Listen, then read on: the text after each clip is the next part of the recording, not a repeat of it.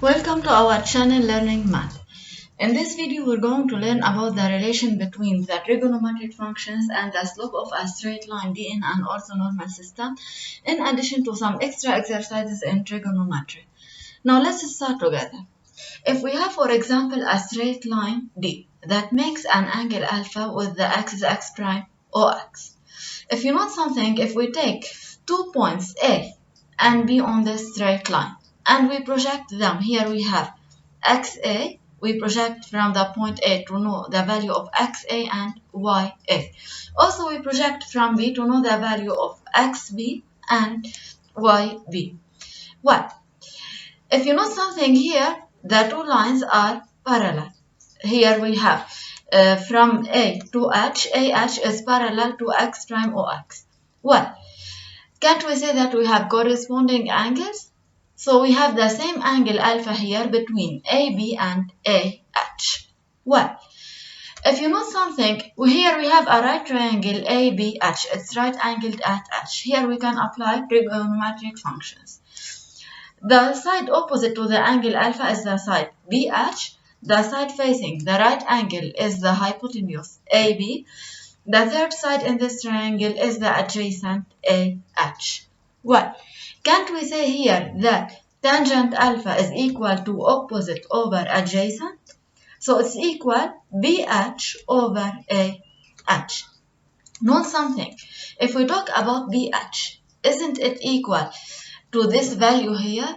Isn't this value equal to YB minus YA? We have subtracted from YB the value of YA.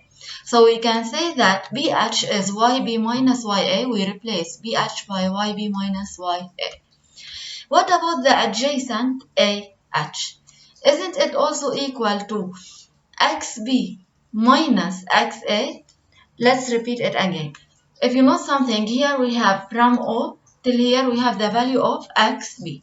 If we subtract from it XA, isn't it exactly equal to the length of AH? So we can replace AH by XB minus XA. Well, here we conclude a rule which is very important. If we have a straight line D of equation y equal AX plus B, the slope A or directing coefficient is equal to the tangent of the angle alpha formed between the straight line D and X prime OX. It's also equal to YB minus YA over XB minus XA. This is very important. Now let's start by some exercises in trigonometric function. Here is an application. We have given a straight line D of equation y equals 3x minus 1. Calculate in degrees to the nearest 10 minus 2 the value of the angle formed between D and x prime OX. Note something. We have given the equation of the straight line dy equals 3x minus 1. Isn't it in the form of ax plus b? A, we have it 3 and b is minus 1. Well, the slope A, isn't it equal to the tangent of the angle alpha formed between the straight line D and x prime OX? So we can say that tangent alpha is equal to 3. Well, how to find the value of alpha? First of all, since we need it in degrees, we should put our calculator in degrees. How to use it?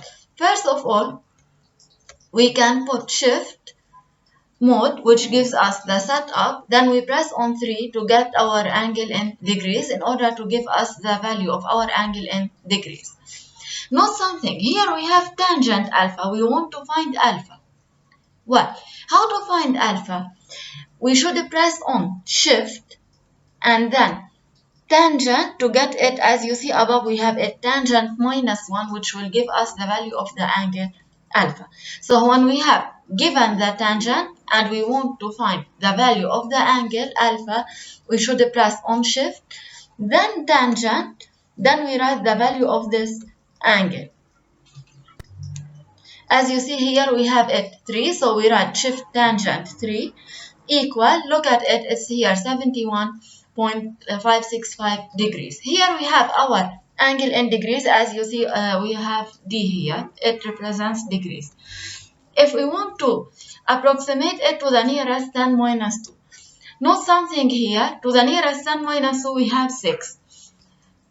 Next to it, we have 5. When we have 5 or more, we should add 1 to it, so it will be 71.57 degrees.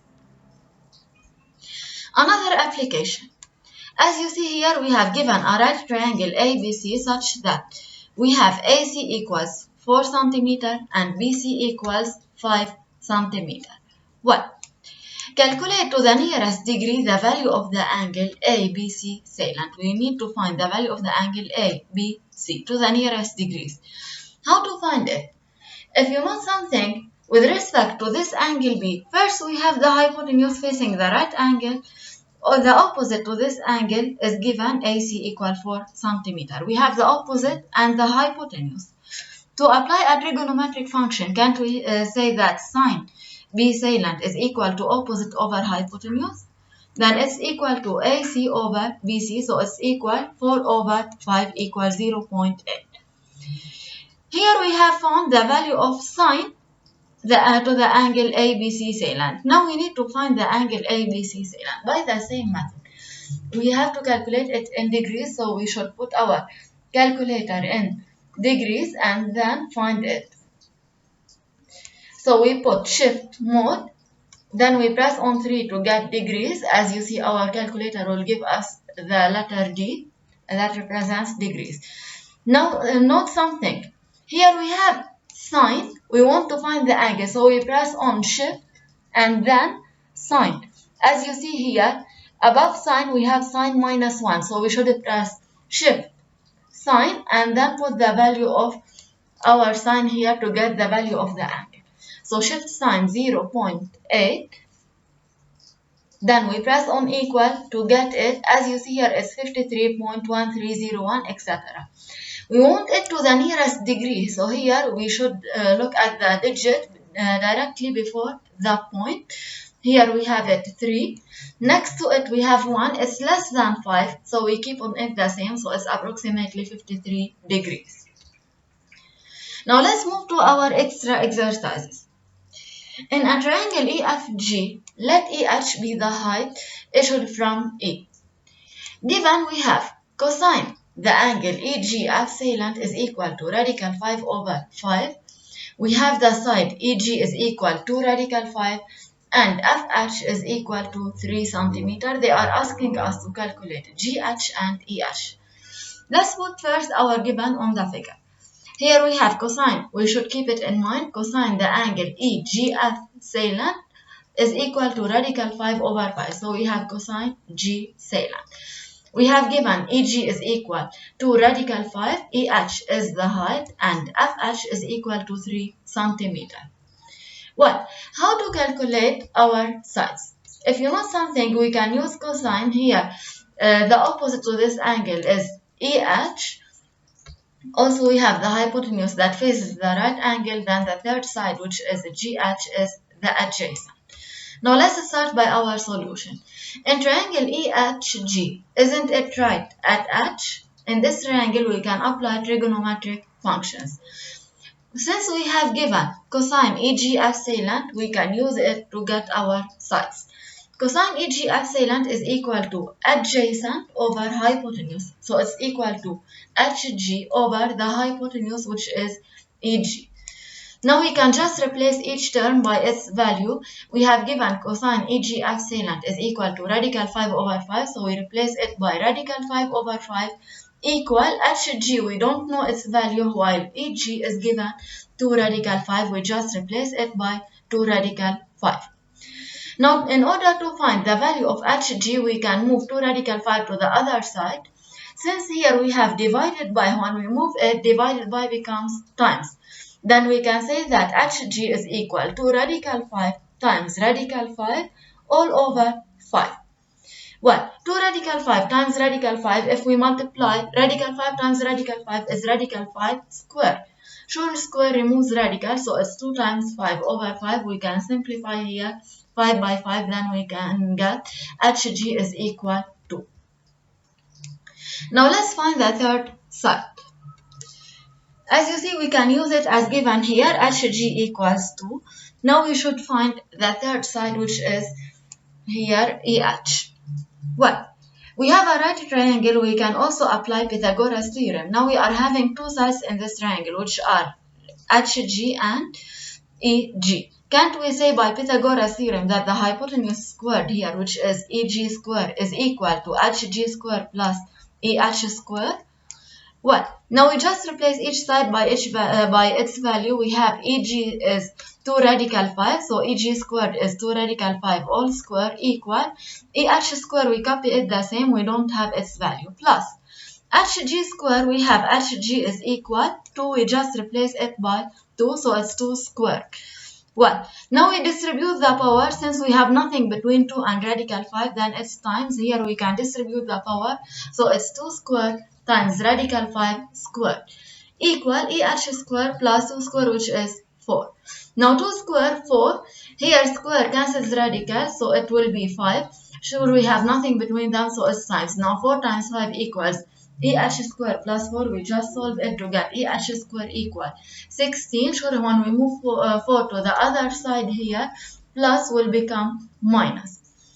Well, to remove square, we should put actually plus or minus radical. Then EH equals plus or minus radical 16. So it's a plus or minus radical 4 square is plus or minus 4. But since we are talking about length, we can never have a negative length. Then minus is rejected, therefore EH is equal 4 centimeter. Now we need to calculate sine EFG salient, then reduce an approximate value to this angle to within 1 degree, means to the nearest degrees. Well, we have to put the values of the sides that we have just found. HG is 2 and EH is 4. Well, how to find the sine of the angle EFG salient? Note that triangle EFG is not right. We cannot apply trigonometric functions, but we have EFG salient is the same as EFH salient. And we have that triangle EHF is right at H. So here we can apply a trigonometric function. First, we should specify the hypotenuse, the opposite to this angle, which is the side EH is equal to 4, and the third side, which is the adjacent, FH is given 3. Same angle, since we have F, H and G are collinear, we can say that EFG is the same as EFH. Well, if you know something, we have the opposite 4 and the adjacent 3, but we are missing the hypotenuse. But since we have a right triangle, we can apply Pythagoras Theorem. So we can say that EF square, the hypotenuse square, is equal to EH square plus FH square. So it's 4 square plus 3 square. It gives us 25. Then we can say that EF is equal to 5. Well, now we can replace EF by its value, which is here 5. So we can find the sine of this angle, which is opposite over hypotenuse. Then it's 4 over 5 equals 0.8. Well, we are still needing to find the angle EFG salient to the nearest degrees. So again, how to use our calculator? This is very important. If we have the tangent, then we press shift tangent. If we have the cosine, then we press shift cosine to find our angle.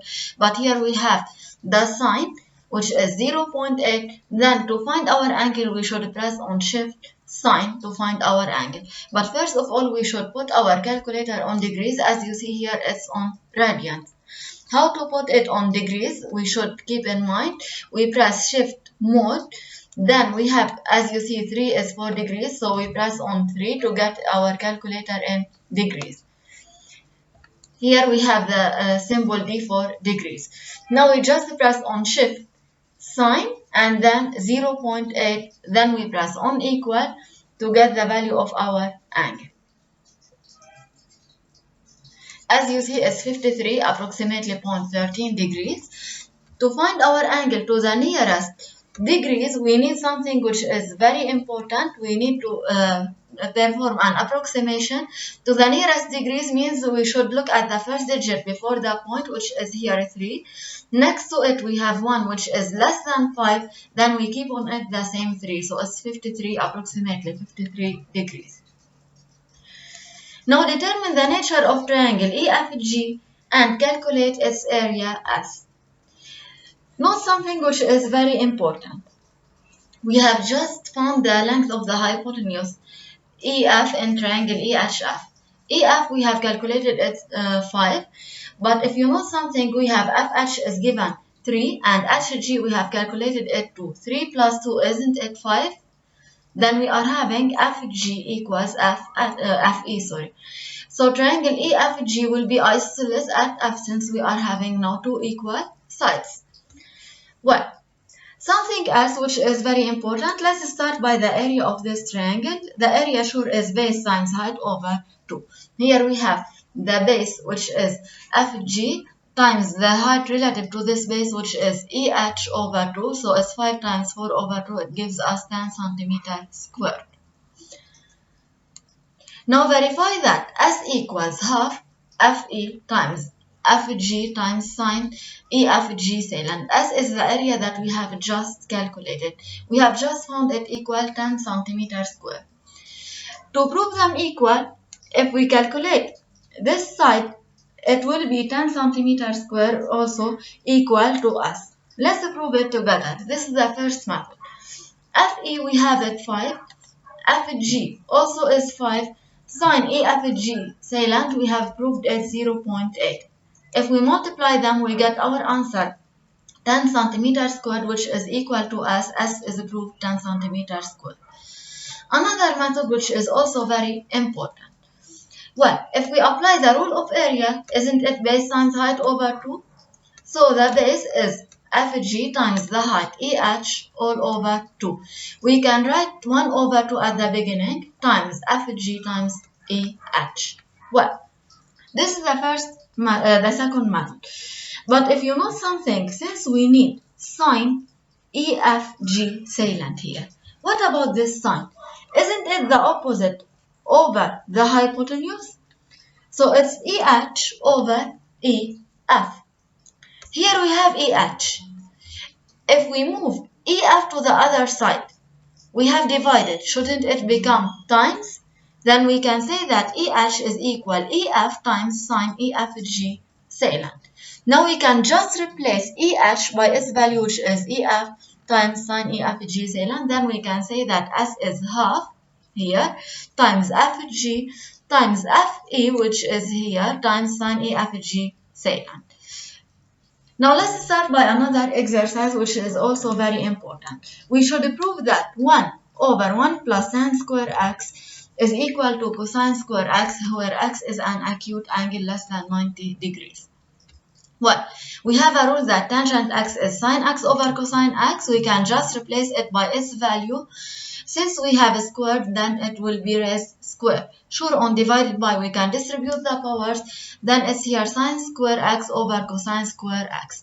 But since we are adding 1 to a fraction, we should get the same denominator. So we write 1 over 1 and we multiply it by cosine square x to get the same denominator. Sure, we multiply numerator same as denominator. Then it will be 1 over cosine square x over cosine square x plus sine square x over cosine square x. Note that here we are having now the same denominator, cosine square x. Then we can just add the numerators, cosine square x plus sine square x. But we have a rule. Sine square x plus cosine square x, isn't it 1? Then we can replace it here by 1, as you see. Then it's equal 1 over cosine square x. Well, over means divided by. Divided by becomes times. And we can reverse the second fraction, 1 over cosine square x. Sure, when we multiply or divide by 1, nothing differs, so it's cosine square x. Now let's start by the second part. Let M and P be a right triangle at M, as you see here. We have given that the tangent of the angle MP and salient is 3 over 4. The tangent of this angle is 3 over 4. Deduce cosine MP and salient. When they asked us deduce, it means we should use the previous part. What we have proved in the previous part, we have just proved that 1 over 1 plus sine square x is equal to cosine square x, for x is an acute angle. Sure, here we have MP and salient is an acute angle. We can apply this rule on it. So we can say that cosine square, since they are asking us about cosine, we can say that cosine square MP and salient is equal to 1 over 1 plus tangent square MP and salient. We have tangent given 3 over 4. Since s squared, we raise them square. Sure, we can distribute the power on divided by, then it will be 9 over 16. 1, we write it as 1 over 1 and we transform to the same denominator since we are adding fractions. Sure, we multiply numerator same as denominator, then it's 1 over 16 plus 9, we add the numerator since same denominator. 16 plus 9, 25 over 16, the denominator we write it the same. Well, we are now dividing fractions. Divided by becomes times 1, we copy it. Divided by becomes times, and we reverse the second fraction. 25 over 16 becomes its reciprocal, 16 over 25. So it's equals 16 over 25. Now we have found cosine square, MP, and secant. We need to find cosine, MP, and secant. Sure, to remove a square, we should write plus or minus radical, then s plus or minus 4 over 5, which is 0.8. But note something, whenever we have, it's a rule for grade 9, for an acute angle, cosine is positive. So minus will be rejected. We can write it directly without a plus or minus. Cosine MP and secant will be 0.8, plus 0.8, which is 0.8. Now we need to find the angle MP and secant to the nearest degrees. Since we have cosine on our calculator, we put it on degrees and we put shift cosine 0.8. It gives us 36.86 degrees approximately. Since we have 8 here greater than 5, we can add 1. Then it's approximately 37 degrees.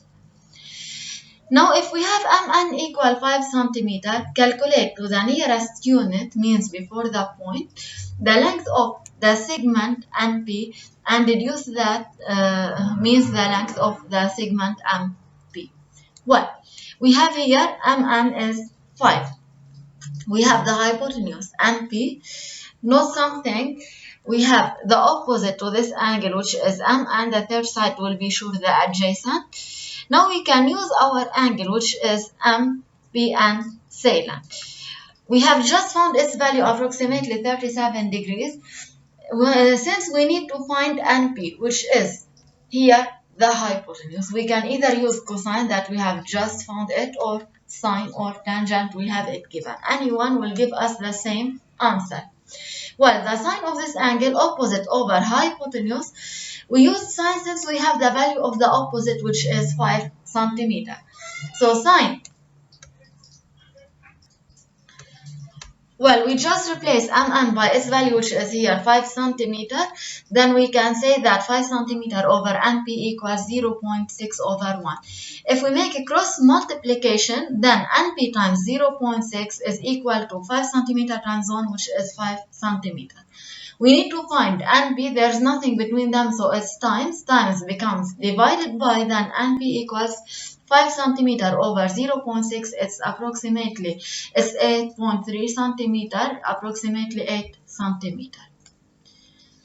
Well, we can replace it by its value. We need now to find the length of MP. We have several methods. One of them we can apply Pythagoras Theorem. Since we have a right triangle, then hypotenuse square, which is NP square, equal mn square plus MP square. Then we can find the length of MP, which is here approximately 6.24 cm.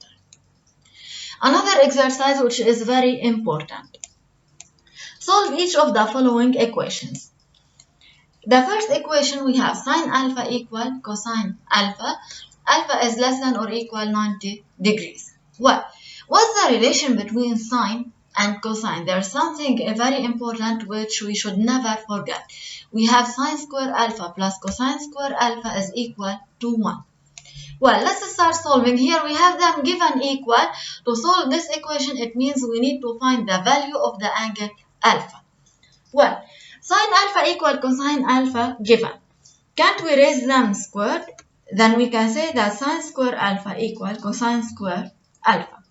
But if we write our rule sine square alpha plus cosine square alpha equal 1, we can replace one of them by its value. We have just proved that sine square alpha equal cosine square alpha. So we can replace cosine square alpha by sine square alpha. Sine square alpha plus sine square alpha. How many sine square alpha are we having? 1 plus 1, 2 sine square alpha is equal to 1, sure equal 1, we copy it. Now we need to find sine square alpha. We move 2 to the other side. Between them there's nothing. Times becomes divided by 1. We move it. So sine square alpha equals half. Then we can say that sine alpha is radical half. We can write it directly without plus or minus since alpha is less than or equal 90 degrees. So sine alpha is 1 over radical 2. If we rationalize it, we get it radical 2 over 2. Well, in the previous video, we have learned about the sine of particular angles. We can write it alpha directly equal pi over 4 equal 45 degrees, or we can use our calculator. Now let's start solving the second equation. We have sine square alpha minus 2 sine alpha plus 1 equal 0. Isn't it in the form of a square minus 2ab plus b square? We are having here a remarkable identity. Note that if we factorize it, since we need to solve equals 0, can we write it as sine alpha minus 1 all square equals 0? Well, then we can say that sine alpha minus 1 equal 0. Can't we say then that sine alpha is equal to 1? Well, sine alpha is equal to 1, then we can say that alpha is equal pi over 2 equal 90 degrees. Finally, we're going to solve the last equation. Here we have minus cosine square alpha plus 3 sine square alpha equals 0. Note that we don't have here a remarkable identity, but we have a rule that sine square alpha plus cosine square alpha is equal to 1. Well, how can we use this rule here? Note something, we are having an equation, only one equation with two unknowns. We don't know neither the value of cosine alpha nor the value of sine alpha. If we get rid of one of these unknowns, then we can solve this equation easily. How to get rid of them? Since we have the rule sine square alpha plus cosine square alpha equal 1, if we move sine square alpha to the other side, then plus becomes minus. So we can say that cosine square alpha equals 1 minus sine square alpha. Now we can easily replace cosine square alpha by 1 minus sine square alpha. As you see here, we copy minus, we replace cosine square alpha by 1 minus sine square alpha, and we copy plus 3 sine square alpha equal 0. Now we are having only one unknown, as you see, which is sine square alpha. Now we can easily solve this equation. Here we multiply by minus, sure minus times plus minus 1. Also here minus times minus plus sine square alpha, sure we copy plus 3 sine square alpha equal 0. As you see, minus 1, we can copy it the same.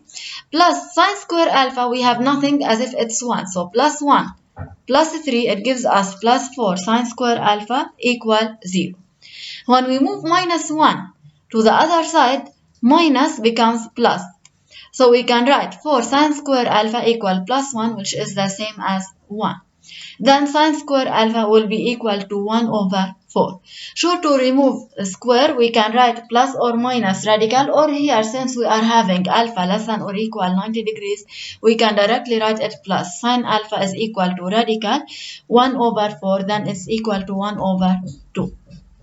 Well, sine alpha is equal to 1 over 2, therefore we can say that alpha equal pi over 6 equal 30 degrees.